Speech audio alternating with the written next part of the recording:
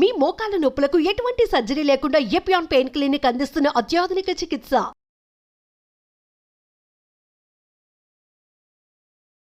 Hello, doctor Dileep Gude here, physician, Yashoda hospital, Somajiguda, Hyderabad. మనం ముందుగానే heart disease వచ్చే రిస్క్ ఎవరికైనా ఉందా, కనిపెట్టడం ఎలా, దీని గురించి డిస్కస్ చేద్దాం. ఎందుకంటే ఈ మధ్య మనం చూస్తున్నాము, యంగర్ ఏజ్ గ్రూప్లోనే పీపుల్ ఆర్ ఈ మధ్య దే ఆర్ డయింగ్, జిమ్లో కొలాప్స్ అవ్వటం చూస్తున్నాము. లేదంటే మామూలుగా నడుస్తున్నప్పుడు, ట్రెడ్మిల్ మీద నడుస్తున్నప్పుడు ఇంట్లో చనిపోవటం లాంటి, బాత్ స్నానం చేస్తున్నప్పుడు చనిపోవటం లాంటి, అంటే తక్కువ ఏజ్ గ్రూప్లోనే 30s అవ్వచ్చు, లేట్ 20sలో కూడా ఈ హార్ట్ అటాక్స్ అనేవి మనం గమనిస్తున్నాం. సో ఎలా మనం ఒకళ్ళకి హార్ట్ అటాక్ వచ్చే రిస్క్ ఉందా, ఉంటే ఎంత ఉంది, ఉంటే దాన్ని మనం ఏం చేయొచ్చు ఆ రిస్క్ని తగ్గించడానికి, వీటి గురించి డిస్కస్ చేద్దాం. సో హార్ట్ అటాక్ అనేది ఇట్ ఈజ్ ఇంతకుముందు, అంటే మనం if you go back some 20-30 years, 50sలో 60sలో వచ్చే వ్యాధి అనే ఒక రకమైన బిలీఫ్ ఉండేది. అఫ్కోర్స్ అప్పట్లో కూడా యంగర్ ఏజ్ గ్రూప్లో ఉండేదేమో. మనకి ఏంటంటే ఇవాళ రేపు సోషల్ మీడియా రీచ్ ఎక్కువ ఉండటం వల్ల ప్రతి ఈవెంట్ మనం రిపోర్ట్ అవుతుంది కాబట్టి మేబీ రిపోర్టింగ్ ఎక్కువైంది అనుకోవచ్చు. కానీ ఖచ్చితంగా how can we identify the cardiac risk, అంటే మోర్టాలిటీ ఆర్ మార్బిడిటీ రిస్క్ అనేది మనం డిస్కస్ చేద్దాం. సో కొన్ని బేసిక్ టెస్ట్లు ఉన్నాయి. ఇన్ఫ్యాక్ట్ మనకి తెలిసిందే, లిపిడ్ ప్రొఫైల్ అనేది వాటిలో ఒకటి బ్యాడ్ కొలెస్ట్రాల్, 2-3 బ్యాడ్ కొలెస్ట్రాల్, ఒకటి మంచి కొలెస్ట్రాల్. మంచి కొలెస్ట్రాల్ ఎక్కువ ఉండాలి, HDL. బ్యాడ్ కొలెస్ట్రాల్ అయిన LDL, ట్రైగ్లిజరైడ్స్, టోటల్ కొలెస్ట్రాల్, ఇవన్నీ తక్కువ ఉండాలి, మనకు తెలిసిందే అది.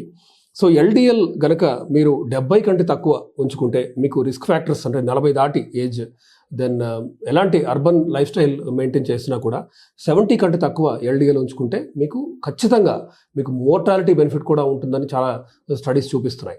నా LDL చాలా మందిలో 120, 130 అనేది చాలా కామన్గా చూస్తూ ఉంటాం. కొంతమందిలో 160, 180 కూడా ఉంటుంటుంది. అంటే ఇది మీరు కనుక 70కి తీసుకొస్తే, 70కి తీసుకురావడానికి వాడాల్సిన మందులు మనకు తెలిసిందే, రోజువాస్టాటిన్ అవ్వచ్చు, ఎటోర్వాస్టాటిన్ అవ్వచ్చు.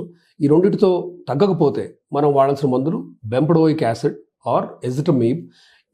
ఈ రెండింటితో కూడా కనుక మీకు అంటే మంచి LDL కంట్రోల్ రాకపోతే అప్పుడు మీరు వాడాల్సిన మందు పేరు PCSK9 ఇన్హిబిటర్ క్లాస్. వీటిలో ఉన్న మందులు ఇవోలుకిమాబ్, ఆలిరుకిమాబ్, కొత్తగా ఇంక్లిసిరాన్ మనకు తెలిసిందే, అది సంవత్సరానికి 2 డోసులు ఉంటాయి, సబ్క్యూటేనియస్. ఇది తీసుకుంటే మీరు రోజోస్టాటిన్ వాడకంతో పాటు కనుక ఇది తీసుకుంటే మీ LDLని ఖచ్చితంగా 30 లెవెల్ కూడా మీరు తీసుకురాగలరు. అందరిలోనూ మనం ఇంత ఖచ్చితంగా తగ్గించాల్సిందేనా LDL అంటే లేదు. ఇది రిస్క్ ఫ్యాక్టర్ని బట్టి మనం తగ్గించుకుంటూ వెళ్ళాలి. మీకు కనుక డయాబెటీస్ ఉంది, అప్పుడు మీరు ఖచ్చితంగా LDL 70 కంటే తక్కువే ఉంచాలంటే 60-65 అలా ఉంచాలి, ఆర్ లెస్ దాన్ దట్. లేదు, ఒక హార్ట్ అటాక్ వచ్చింది, మీకు స్టెంట్ వేశారు, ఫర్ ఎగ్జాంపుల్ హార్ట్ అటాక్ రాకపోయినా కనిపెట్టారు, బ్లాక్ ఉంది అని చెప్పి మీకు స్టెంట్ వేసినప్పుడు మీ LDL గోల్ అనేది 50 కంటే తక్కువ ఉండాలి. 2 సార్లు స్టెంట్ వేయాల్సిన అవసరం వచ్చింది వేరు టైమ్స్లో, అప్పుడు మీ LDL 30 కంటే తక్కువ ఉండాలి. సో LDL 30 కంటే తక్కువ ఉండాలంటే రోజువాస్టాటిన్, బెంపడోయిక్ యాసిడ్, ఎజిటమీబ్ హైయర్ డోస్లో వాడినా కూడా తగ్గే ఛాన్స్ ఉండకపోవచ్చు. కాబట్టి మీరు ఐదర్ రెపాతా, ఈ ఇవోలుకిమాబ్ కానీ ఇంక్లిసిరాన్ లాంటి మందులు కానీ వాడాల్సిన అవసరం రావచ్చు. అయితే let us go back to diagnosis. ఎలా గుర్తుపట్టడం గురించి మనం డిస్కస్ చేద్దాం. సో ఎపోలైపోప్రోటీన్ బి అనే ఒక టెస్ట్ ఉంది. ఇది పెరిగి ఉంటే మీ హార్ట్ అటాక్ రిస్క్ ఖచ్చితంగా పెరిగి ఉన్నట్టే. అండ్ మీకు ఇండైరెక్ట్ మార్కర్ అనమాట ఇది. అంటే ఫ్యూచర్లో హార్ట్ అటాక్ వచ్చే రిస్క్ మీకు ఉంది. అది ఫ్యామిలీ హిస్టరీ అవ్వచ్చు, మీ జెనెటిక్స్ అవ్వచ్చు, మీకున్న స్ట్రెస్ అవ్వచ్చు, రకరకాల రీజన్స్ వల్ల మీకు హార్ట్ అటాక్ వచ్చే రిస్క్ పెరుగుతుంది అని చెప్పడంలో ముఖ్యంగా మనం గుర్తుపెట్టాల్సిన ఈ ఒక్క బ్లడ్ టెస్ట్ ఎపోలైపోప్రోటీన్ బి. ఇది కాకుండా ఇంకొకటి lipoprotein a, lipoprotein little a అంటాం, అంటే ఒక బ్రాకెట్లో స్మాల్ ఏ ఉంటుంది. So apolipoprotein B, lipoprotein a, then HSCRP, highly sensitive C reactive protein. ఈ 3 కూడా నార్మల్గా తక్కువ రేంజ్లోనే ఉండాలి. ఈ 3 పెరుగుతున్నప్పుడు, LDL కూడా పెరిగి ఉన్నప్పుడు ఖచ్చితంగా మీకు హార్ట్ అటాక్ వచ్చే రిస్క్ పెరిగి ఉంది. అది వేరియస్ కారణాలు, మీరు స్మోకర్ కాకపోవచ్చు, మీకు ఫ్యామిలీ హిస్టరీలో ఎవరికి హార్ట్ అటాక్ వచ్చిన రిస్క్ లేకపోవచ్చు, బట్ స్టిల్ మీకున్న స్ట్రెస్ అవ్వచ్చు, కార్టిసాల్ లెవెల్స్ పెరిగి ఉండటం, లోన్లీనెస్.